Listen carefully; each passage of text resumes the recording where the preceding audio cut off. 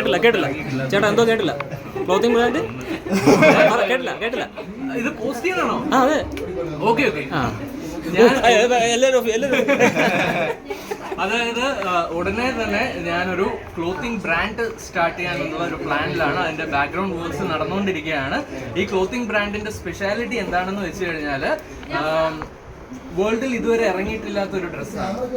അപ്പൊ അത് ഇറങ്ങുമ്പോൾ എല്ലാവർക്കും മനസ്സിലാവും അതെന്ത് ഡ്രസ്സാണെന്നുള്ളത്. യൂണിസെക്സ് ആണ്, പക്ഷെ കൂടുതലും ചേരുന്നത് ആണുങ്ങൾക്കായിരിക്കും. ഇത്രയും ഡീറ്റെയിൽസ് ഇപ്പൊ പറയാൻ പറ്റുള്ളൂ കേട്ടോ. Thank you. ഈ വീഡിയോ എടുത്ത എല്ലാവർക്കും 50% ഓഫ് ചേട്ടൻ തരുന്നതായിരിക്കും ഓർഡർ ചെയ്ത് കഴിഞ്ഞാൽ.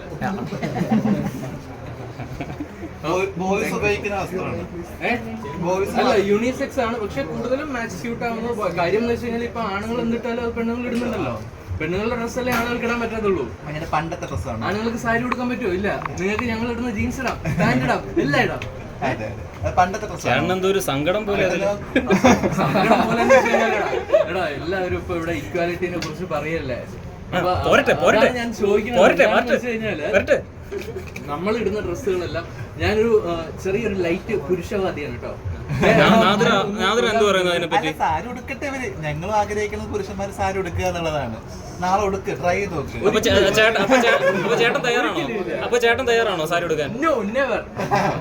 കാര്യം പെൺകുട്ടികൾ എന്ന് പറയുന്നത് എപ്പോഴും അവരൊരു അപ്പർ ഹാൻഡ് ആണ്. V respect dum. അതുപോലെ തന്നെ നമ്മൾ യൂസ് ചെയ്യുന്ന, ആണുങ്ങൾ യൂസ് ചെയ്യുന്ന എന്ത് കോസ്റ്റ്യൂമും പെൺകുട്ടികൾ യൂസ് ചെയ്യുന്നത് അങ്ങനെയാണോ? അങ്ങനെ വെച്ചാൽ പുള്ളി ഉദ്ദേശം ശരിയാണ്. യൂണിസെക്സ് ആണ്. ഇപ്പൊ ജെൻസ് ഉപയോഗിക്കുന്ന എല്ലാ ഡ്രസ്സും ഞങ്ങൾ യൂസ് ചെയ്യാറുണ്ട്. പക്ഷെ ഞങ്ങൾ തിരിച്ചു പറയുന്നത് നിങ്ങൾ യൂസ് ചെയ്യുക. ചേച്ചി ഇപ്പം ചേട്ടൻ്റെ വൈഫിനോട് ചോദിച്ചാൽ പറയും സാരി എടുത്ത് നോക്കാൻ പറയും. പറയില്ലേ? സാരി ഗെയിം ലിപ്സ്റ്റിക് ഇട്ട് വെളിയിൽ ഇറങ്ങിയുള്ള അവസ്ഥ ആലോചിച്ച് നോക്കിയാൽ